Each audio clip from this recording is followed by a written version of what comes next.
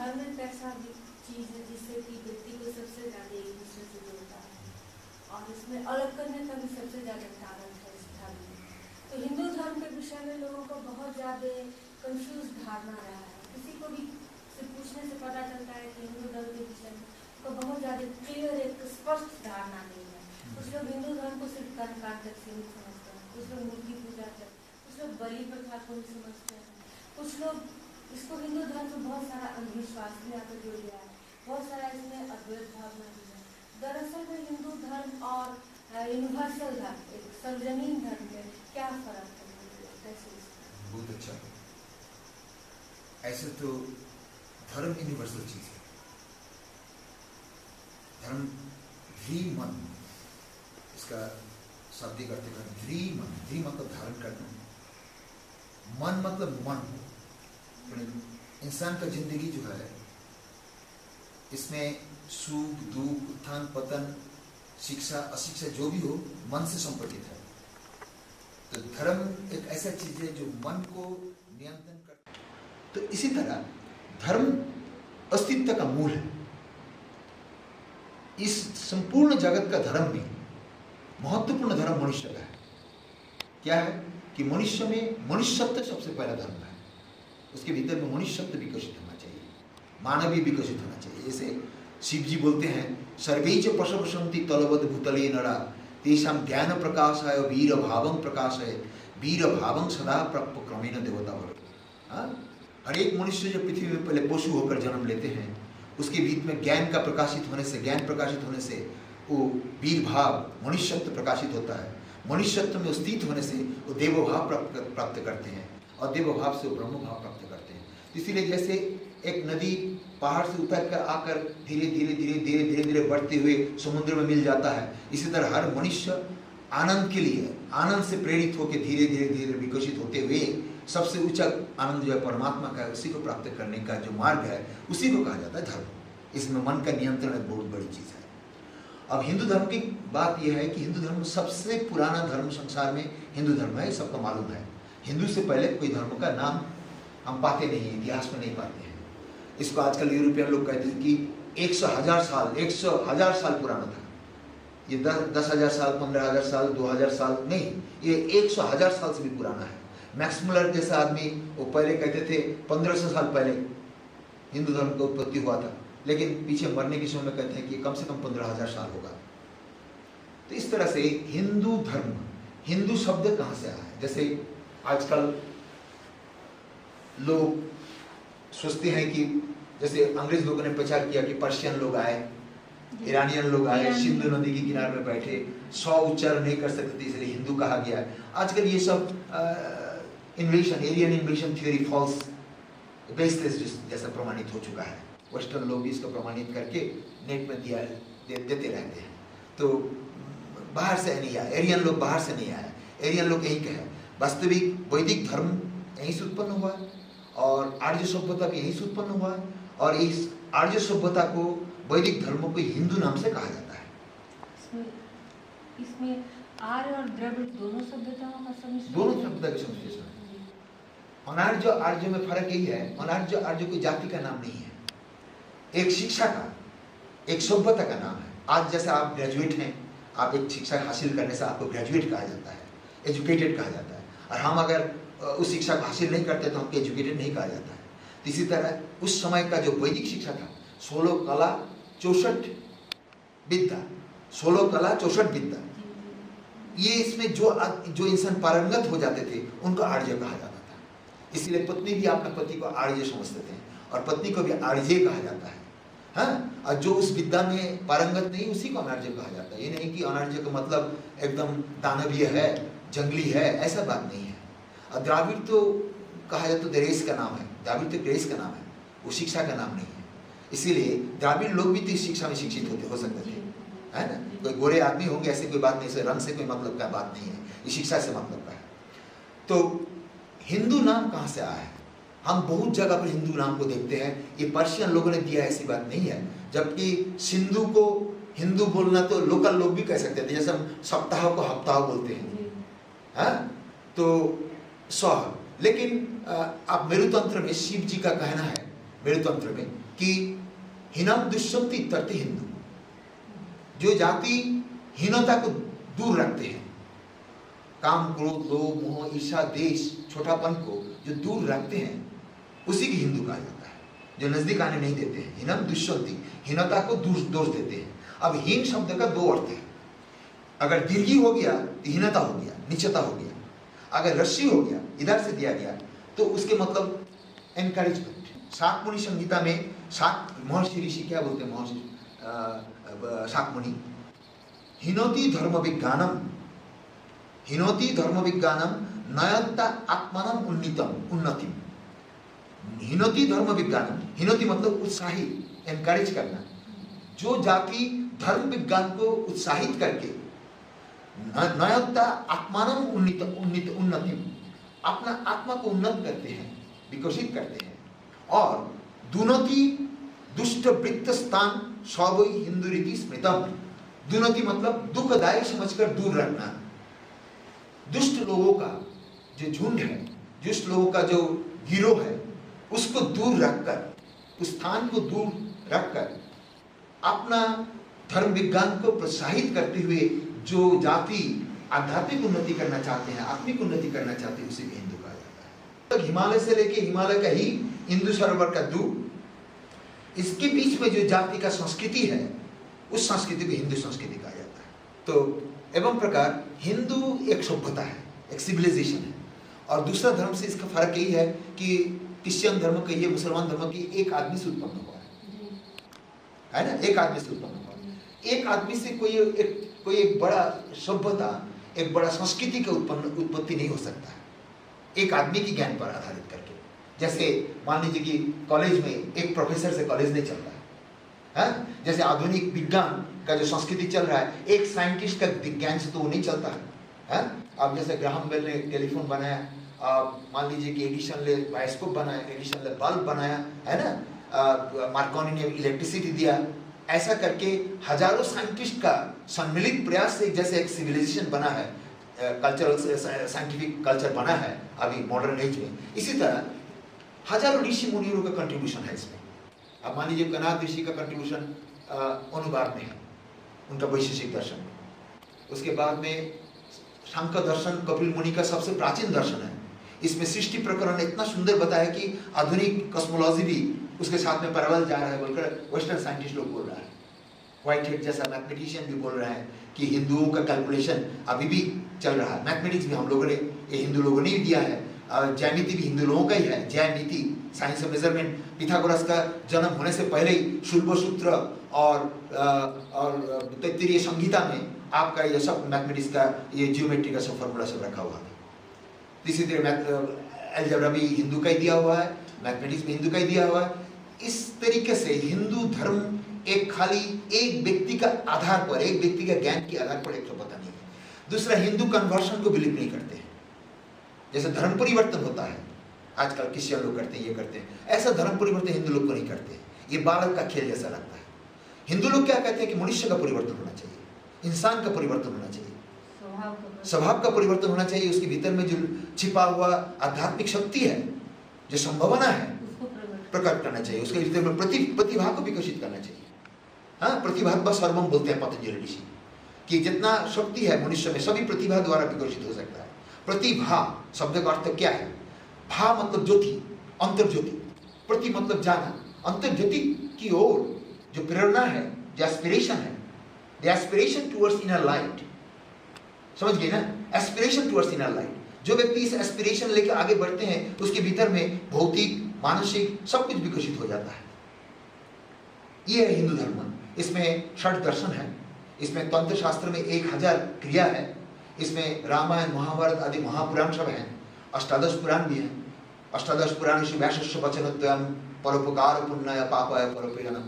व्यास का 18 पुराण का में खाली यही 2 ही चीज शिक्षा देना चाहते हैं वो, कि दूसरे का हित करना उपकार है और दूसरे का क्षति करना, हानि करना पाप है।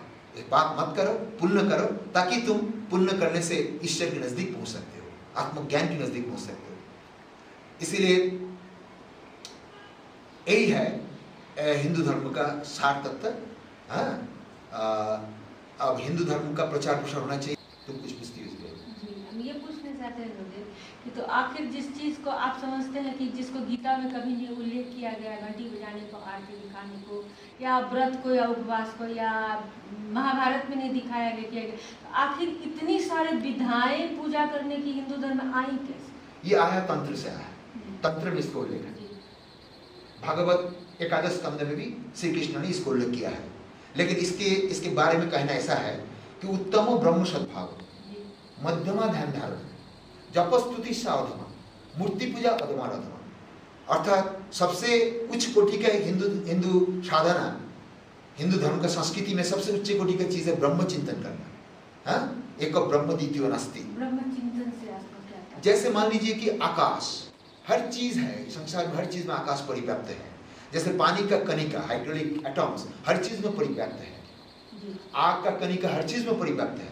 ऐसे ही हमारा जो चेतना है, ये चेतना भी हर चीज में परिव्याप्त है। चेतना को खंडन नहीं किया जा सकता है, खंड नहीं किया जा सकता है। इसीलिए इस चेतना जो है, इसी को ब्रह्म कहा जाता है। बृहत्वाद ब्रह्म, बृहणत्वाद ब्रह्म। ब्रह्म मतलब जिससे हर संसार उत्पत्ति हुआ है, जिसमें हर चीज स्थित है और जिसमें हर चीज विलीन हो जाता है, उसी को ब्रह्म कहा जाता है। वो है नहीं ऐसा कोई चीज नहीं हो सकता है। भूतेषु भूतेषु विचित्त धीरा प्रत्यास्मान लोकात् अमृता भवन्ति। भूत भूत में, प्राणी प्राणी में तुम परमात्मा है, इसको चिंता करो। ईशावास्यम, हर चीज को ईश्वर से ढाक दो। हाँ, ये जो ईश्वर चिंतन है, सर्वव्यापी ईश्वर चिंतन, इम्पर्सनल गॉड का चिंतन करना, ये सबसे उच्च कोटि का साधना है। हर वेद और उपनिषद इसी को कहते हैं, इसी का प्रोत्साहन दे रहा है। दूसरा नहीं कर सकते हो ऐसा, तो धारणा ध्यान अभ्यास करो, योग अभ्यास करो। इसमें मन तुम्हारा स्टेडी बन जाएगा, मन विशुद्ध हो जाएगा, तब तुम ब्रह्म चिंतन कर सको। अगर धारणा ध्यान करने का भी शक्ति नहीं है, तो शास्त्र पाठ करो, अध्ययन करो, स्तव स्तुति करो, दर्शन अध्ययन करो, गीता उपनिषद को पाठ करो। स्वाध्याय, व्यासदेव बोलते हैं कि स्वाध्याय और ध्यान ये सबसे बड़ी चीज है। स्वाध्याय करते करते मन लग जाए तो ध्यान करो, ध्यान करते करते हाँ, और जब थक जाते हो तो फिर स्वाध्याय करो। हाँ, बुद्ध भी यही कहते हैं कि ग्रंथ धूर विपश्यना धूर। ग्रंथ लेके अध्ययन करो और ग्रंथ करते विपश्यना, आप अपने भीतर में चेतना को देखने लगो, चिंतन करने लगो, मनन करने लगो। विपश्यना, अच्छी तरह से देखो चेतना। तो उसको भी नहीं कर सकते हो, अध्ययन भी नहीं कर सकते हो, तो तुम मूर्ति पूजा करो। तो ये मूर्ति पूजा ज्यादा हमारा तंत्र शास्त्र का चालू है। मंत्र जाप, मूर्ति पूजा, जंत्र पूजा, ये सब जो है ये तंत्र से आया। लेकिन खास हमारा जो मेजर हिंदू धर्म का जो मूल शास्त्र सब है, उसमें मूर्ति पूजा से ज्यादा ब्रह्म चिंतन और योग को महत्व दिया गया है। 108 उपनिषद में आपको कहीं भी घंटा का आवाज नहीं आएगा। घंटा बजाना, पूजा करना, अक्षता रखना, ये सब चीज को आपको नहीं दिखाई पड़ेगा। आपको दिखाई पड़ेगा योग करो, अभ्यास करो, शरीर स्वास्थ्य के लिए भी योग करो। शिवजी कहते हैं कि शरीर मध्यम खलु धर्म साधनम। धर्म साधना सबसे पहले शरीर स्वास्थ्य होना चाहिए, मन प्रसन्न होना चाहिए, बौद्धिक विकास होना चाहिए, आध्यात्मिक ज्ञान होना चाहिए, सामाजिक सेवा होना चाहिए। गुरुदेव, एक और इसी के संदर्भ में एक और प्रश्न को जोड़ देने से मेरा, जैसे कि कंफ्यूजन, मेरा जो संदेह हो दूर होगा। ऐसा है कि गुरुदेव, ऐसा भी देखा गया है कि मूर्ति पूजा करके ही, जैसा कि हम लोगों का साधारण आदमी का धारणा है, मूर्ति पूजा करके ही कई बार उस उच्चतर चेतना को उसमें आरोपित कर दिया जाता है, उस मूर्ति में रखा जाता है। इसको कहते हैं संपोध साधना। इसी में गुरुदेव देखा गया है कि बहुत बड़े बड़े संत सब इसी मूर्ति पूजा को लेके, उन लोगों ने भी ब्रह्म तक पहुंचने का मार्ग देखा है। जैसे सूर तुलसी हुए, कबीर हुए, मीराबाई हुई और रामकृष्ण परमहंस। ये सब भक्ति मार्ग का है जी। भक्ति मार्ग में मूर्ति पूजा तो ठीक है। मूर्ति क्या है? मूर्ति है एक सिंबल है, एक प्रतीक है। जैसे तुम्हारा पिताजी नहीं है जीवित, उनका फोटो देख के तुम रोती भी हो, हाँ, पूजा चढ़ाती भी हो, नमस्कार भी करते हो, तो उस कागज को तो नहीं करते हो ना, उस चित्र को तो नहीं करते हो, करते हो उसका स्मृति को। तो मूर्ति तो स्मृति को जगाने वाला है। सारा ब्रह्मांड जैसा हमारा एक शरीर है, इस शरीर के जिस जगह पे छूने पर भी हमको छुआ जाता है। गंगा, गंगोत्री से लेकर गंगा सागर तक जिस जगह भी स्नान कर से गंगा भी स्नान होता है। ऐसे ही आप परमात्मा, ये पूरा ब्रह्मांड उनका शरीर है। तो आप एक पेड़ को भी पूजा करते हैं, एक गाय को पूजा करते हैं, एक पत्थर को भी पूजा करते हैं, तो उन्हीं का पूजा होता है। ये तो जानते हैं कि हमको पूजा कर रहे हैं। तो इसीलिए जैसे एक फ्लैग है, फ्लैग जो कपड़ा है, छोटा सा कपड़ा है, लेकिन उस फ्लैग के लिए कितना आदमी मरते हैं, जान दे देते हैं। तो मूर्ति एक प्रतीक है, लेकिन तुम्हारे भीतर में ये धारणा होना चाहिए, धारणा शक्ति बढ़ाना चाहिए। मूर्ति को पवित्र रूप से चिंतन करते करते, उनका रूप चिंतन करते तो अरूप में चला जाना चाहिए। उनका रूप भी है, अरूप भी है। ये ब्रह्मांड उनका रूप है, अपने ब्रह्मांड के भीतर में उनका अरूप भी है। ओम पूर्णमदः पूर्णमिदं पूर्णात् पूर्णमुदच्यते पूर्णस्य पूर्णमादाय पूर्णमेवावशिष्यते। ओम शांति शांति शांति। पूर्णमदः, जो चीज हम देखते नहीं है, जैसे बीज के भीतर हम पेड़ को देखते नहीं है, तो फिर हम जानते हैं कि इसके भीतर में पेड़ है, मिट्टी में लगा देने से पेड़ निकल जाता है। इसी तरह जिस लोक को, जिस ब्रह्मांड को हम देखते नहीं है, वो भी पूर्ण है, और जिस ब्रह्मांड को हम देख रहे हैं वो भी पूर्ण है, और पूर्ण से पूर्ण आया है, और पूर्ण से पूर्ण लेने से पूर्ण ही रह जाता है। ये तो बहुत प्राचीन विज्ञान भी है, बहुत प्राचीन हिंदुओं का इन्फिनाइट का परसेप्शन भी हुआ, जीरो का परसेप्शन भी, मैथमेटिक्स भी इससे उत्पन्न हुआ है। और 3 बार शांति के बारे में कहा गया है, शरीर का शांति हो, सर्वांगीण भौतिक शांति हो, प्राकृतिक शांति हो, दुर्योग ना हो। जैसे अभी नेपाल में दुर्योग हो गया, इतना आदमी मर गए, इतना घर मर गए बाढ़ी आकर। अब इसको मदद करना चाहिए, हम समझते हैं इसको मदद करना चाहिए। तो इसी तरह प्रकृति का दुर्योग न हो, इसके लिए शांति का प्रार्थना किया गया है। उसके बाद में सबसे बड़ा समस्या मनुष्य के लिए तो मन है। मन चंचल है, घूमता रहता है, एक स्थिर स्थिर नहीं रहता है, और जो मन इतना अस्थिर है उसमें परमात्मा का प्रतिफलन कैसे होगा? इसीलिए मन को स्थिर करना चाहिए, मन में शांति होना चाहिए। इस बार 3 बार शांति को कहा गया है। तो कहते हैं कि पर्सनल उपासना से धीरे धीरे लोग इम्पर्सनल तरफ जाना चाहिए, आत्मज्ञान की तरफ आना चाहिए। बाहर में पूजा आजा में फंसे रहे, है ना, तब तो उन्नति कैसे होगा? नर्सरी क्लास की शिक्षा में हम फंसे रहे तो फिर पीएचडी कब करेंगे? इसीलिए हिंदू धर्म में जो ऊंचा लेवल का चीज है, जिसको आजकल पाश्चात्य देश का पंडित लोग, पाश्चात्य देश का बुद्धिमान लोग सब फॉलो करना चाहते हैं। वो लोग तो घंटा नहीं बजाते हैं, पूजा नहीं करते हैं, लेकिन योग करते हैं, ध्यान करते हैं, क्रिया करते हैं, मनन चिंतन इस सब में लगे हुए हिंदू धर्म का। कल ही हम देख रहे थे एक 93 साल का बुढ़िया, वो योग सिखा रही थी, अभी भी मोहिरासन करती है। तो बोलता है हिंदुस्तान में बचपन में जाके हम योग सीखे हैं, अभी तो योग में लगे हुए हैं। तो हमारा समाज में तो ज्यादा योग से हम देखते हैं पूजा आजा इधर उधर में ही लोग लगे रहते हैं, बाहरी धर्म में लगे रहते हैं, कपड़ा लत्ता लगाना, घूमना, इधर उधर करना। तो हम कहते हैं कि थोड़ा सा बौद्धिक विकास होना चाहिए। बुद्धि का विकास होने से धी होता है, धी का विकास होने से बोधि होता है, बोधि का विकास होने से आत्मज्ञान होता है। बोधि का विकास कहाँ हो रहा है? अच्छा गुरुदेव, इसके लिए क्या ये आवश्यक है कि जितने भी स्कूल हैं, कॉलेज हैं, या जो कि पढ़ाने वाले जो कि शिक्षा के स्थान है, उसमें अगर अपने धर्म का जो अगर पढ़ाया जाए, सही तरीके से अगर किया जाए, और आपका जो त्रिनीति शिक्षा का जो है, जो कार्यक्रम जो कि हम लोग अपने स्कूल में चला रहे हैं, उसको अगर निरंतरता हर एक नेपाल के स्कूल में या भारतीय स्कूल में कहीं भी दिया जाए, तो उससे समाज में किस तरह का विकास होगा और कैसा मनुष्य का निर्माण होगा? अभी तक तो हम हिंदू समाज में एक चीज देखते हैं कि शायद बहुत साल का गुलामी के कारण से इनके भीतर में जो मौलिक चिंतन है, उस मौलिक चिंतन कुछ दब गया है। और मैकाले ने चालू किया इस शिक्षा को। क्यों? वो चाहते थे जानबूझ करके हमारा धर्म संस्कृति को नाश कर दिया जाए, कि हम धर्म संस्कृति लेकर के विश्व को हम प्रभावित कर रहे थे, हमारा ऋषि मुनि लोग प्रभावित कर रहे थे। तो उसको नाश करने के लिए उन्होंने धर्म संस्कृति को निकालकर एकदम एक किताबी शिक्षा चालू कर दी। और उनको ये भी कारण था कि अंग्रेज लोग आके यहाँ जो उन लोगों ने फायदा कर रहा है, यहाँ का जो चीज़ लेके जा रहे हैं और वहाँ का जो बना हुआ चीज़ ला के यहाँ बेच रहे हैं, इसका हिसाब रखने के लिए तो अंग्रेज लोग तो नहीं रह सकते थे। इसीलिए लोकल लोगों को क्लर्क बनाकर, लोकल लोगों के रानी बनाकर अपना काम निकालने के लिए उनका जो इकोनॉमिक प्रोफेशन था उससे हटा दिया गया, उनका जो दर्शन है उससे भी उनको हटा दिया गया।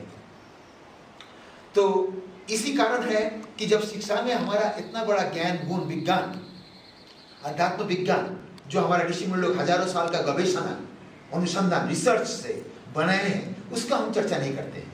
घर में नहीं चर्चा होता है, समाज में नहीं चर्चा होता है, गवर्नमेंट इसमें इंटरेस्ट नहीं लेते हैं। तो ये विद्या तो कैसे रहेगा? अनभ्यासी विद्या लोग, जिसका अभ्यास नहीं है, चर्चा नहीं है, कल्चर नहीं है, तो ऐसे लोप होते जाएगा। अभी हिंदू हिंदू करके चिल्लाने से क्या होगा? हिंदू हिंदू करके चिल्लाने से क्या होगा? हिंदुत्व को जड़ जो है, जिस जड़ के कारण से 500 साल तक मुसलमान ने इसको मुस्लिम राष्ट्र नहीं बना सका, 200 साल से क्रिश्चियन लोग क्रिश्चियन नहीं बना सका, उस चीज को हम प्रमोट करना तो नहीं कर रहे हैं। तो पीछे चल के क्या होगा मैं नहीं जानता हूं। लेकिन अभी हम देखते हैं कि अभी तक हमारा बुद्धिजीवी लोग या शिक्षाजीवी लोग इसके विषय में चिंतन नहीं कर रहे। अब राधाकिशन, डॉक्टर राधाकिशन भारत का राष्ट्रपति थे, उन्होंने वॉल्यूम का वॉल्यूम किताब लिखे हैं उपनिषद के बारे में, गीता के बारे में, लेकिन उन्होंने शिक्षा में आना चाहिए बोलकर तो उनका आवाज तो नहीं उठाया उन्होंने। जवाहरलाल नेहरू भी किताब लिख के गए हैं लेकिन आवाज तो नहीं उठाए। तो कोई भी राजनीतिक नेता ये नहीं सोचा कि अंग्रेज ने जो चीज, मूल चीज को हटा दिया कि हिंदू धर्म का शिक्षा से, उसको फिर लाना चाहिए। ये चीज तो वो लोग खुद जो धर्म करते थे, वो लोग धर्म अभ्यास करते थे, लेकिन वो लोगों ने ये चीज नहीं करते। इसका कारण ये हुआ कि अंग्रेज ने चालू किया है, उसको हम लोग कैसे हटाएं। अंग्रेज तो ज्यादा दूर नहीं है, 20,000 माइल के ऊपर बैठे हुए हैं, फिर आके हम लोग को गर्दन पकड़ेगा, इसलिए हम कैसे करें। इसलिए ये जो एक तो क्या कहते हैं कमजोरी। आज सुबह लोगों ने कहा था कि कल परसों 2 दिन यहाँ पर भारत का प्रधानमंत्री आए हैं, घूम रहे थे हमारा नरेंद्र मोदी जी, लेकिन खुलेआम उन्होंने एक बार भी हिंदू का नाम नहीं लिया। खुलेआम एक बार भी हिंदू का नाम उन्होंने नहीं लिया। बहुत आश्चर्य लगा लोगों को, पब्लिक का, कि क्यों उन्होंने हिंदू का नाम लिया। हिंदू राष्ट्र है, हिंदू देश है। अभी यहाँ कोई संविधान तो नहीं बना है कि हिंदू राष्ट्र नहीं रहा, ऐसी तो बात नहीं है। हिंदू राष्ट्र ही है, जब तक संविधान नहीं बनेगा तो हिंदू राष्ट्र है। लेकिन हिंदू राष्ट्र में आके उन्होंने पशुपति में गया, सब कुछ किया, लेकिन उन्होंने एक बार हिंदू नाम नहीं लिया है। ये भी हम समझते हैं एक किस्म का कमजोरी है, गुलामी है। अपना धर्म का परिचय देने में लोग हिचकिचाते हैं, ये बहुत बड़ा कमजोरी है ना। ये खाली हिंदू लोगों में ही है और मुसलमान लोगों में नहीं है, क्रिश्चियन लोगों में नहीं है। तो ये चीज से मुक्त होना पड़ेगा। तो एक हिंदू को अपने हिंदुत्व की रक्षा के लिए, उसका प्रवर्धन के लिए कौन कौन सा प्रयास करना चाहिए? अभी सबसे पहले तो शिक्षा में, जैसे मुस्लिम लोग अपना मदरसा में पढ़ाते हैं कुरान, क्रिश्चियन लोग भी अपना सेंट जेवियर्स आदि में पढ़ाते हैं क्रिश्चियन। हमारा हिंदू स्कूल सब में हम क्यों गीता नहीं पढ़ाते हैं, जबकि गीता का प्रशंसा ओपेनहाइमर जैसे लोग कर रहे हैं। ओपेनहाइमर जैसे साइंटिस्ट लोग जो कि एटम बम का फादर है, वो भी कर रहे हैं गीता का प्रशंसा। वोल्टेयर जैसा लोग कर रहे हैं, एमर्सन जैसा लोग गीता को प्रशंसा कर रहे हैं। कोई जानते भी नहीं है। हाल ही में हम भारत भ्रमण करके आए हैं, कोई देखते नहीं है ऐसा, कहीं स्कूल में पढ़ाया नहीं जाता है, कोई जानता भी नहीं है इसके बारे में। ये तो बहुत बहुत बड़ा अपराध है ऋषि मुनि प्रति हम लोगों का। इतना बड़ा अन्याय और अपराध हम नहीं सोच सकते हैं, इससे ज्यादा नहीं सोचते हैं। इसी का अभिशाप से शायद हम हिंदुओं का हमेशा धार्मिक समस्या लगा रहता है। हम कहते हैं कि अभी हिंदू जाति से और कोई जाति हम नहीं देखते इतना कमजोर, जो कि सामाजिक रूप से कमजोर, राजनीतिक रूप से कमजोर। अपना राजनीति में, अपना संविधान में इनका आइडेंटिटी नहीं है। हर एक संविधान में, विश्व का हर एक संविधान में अपना धर्म का आइडेंटिटी है, अपना धर्म का परिचय है। उस राष्ट्र में कहा जाता है कि मेजॉरिटी धर्म ये है, बाकी माइनॉरिटी लोग इस धर्म को ख्याल रख के चलना चाहिए, इसको डिस्टर्ब नहीं करना चाहिए, है ना।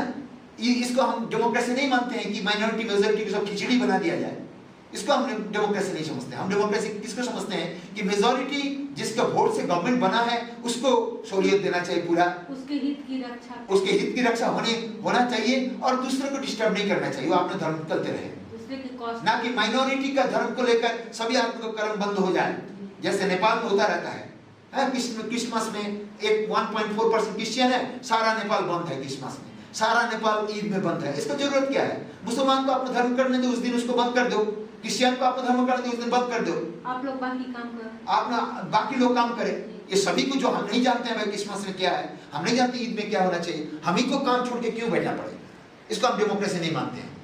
हाँ, गीता में भी कहा गया है कि समान तो कोई नहीं हो सकता है संसार में, इक्वल कोई नहीं हो सकता है। हाँ, शरीर मित्र और उदासीन मध्यस्थ, सभी को समान दृष्टि में देखो, लेकिन व्यवहार समान नहीं हो सकता है। कुत्ते को बराबर देखो, पंडित को बराबर, अरे भाई बराबर समझो, ये सब ब्रह्म है, लेकिन व्यवहार में बराबर कैसे हो सकता है? इसीलिए राष्ट्र में जब तक ये विवेक नहीं आएगा तब तक धर्म का प्रमोट नहीं हो सकता है। हिंदू धर्म और हिंदू शिक्षा आदि को छोड़कर खाली पार्टी का ही सेवा करते रहे, ये भी ज्यादा दिन कैसे रहे? ये भी धीरे धीरे लोप हो जाएगा। तो इतना ही है कि धर्म सबसे बड़ी चीज है। मनुष्य के जीवन में धर्म से बड़ा शांति भी कोई चीज नहीं दे सकता है। मनुष्य से मनुष्य को जोड़ने के लिए, समाज को समाज से जोड़ने के लिए धर्म से बढ़कर चीज कोई नहीं होता है। धर्म का आधार है मानवता, मानवता आधार है, और ज्ञान गुण शिक्षा है। हिंदू धर्म में इस ज्ञान प्रशस्त मात्रा में, बहुत ज्यादा मात्रा में, इसका फिर अनुसंधान होना चाहिए, चेष्टा होना चाहिए, व्यवहारिक जीवन में इसको लाना चाहिए। जैसे विवेकानंद बोलते हैं कि वन की वेदांतों को मैं घर घर में ला दूंगा, वन में जो वेदांत रहता था पहले, उसको हम घर घर में ला दूंगा, वही चीज होना चाहिए।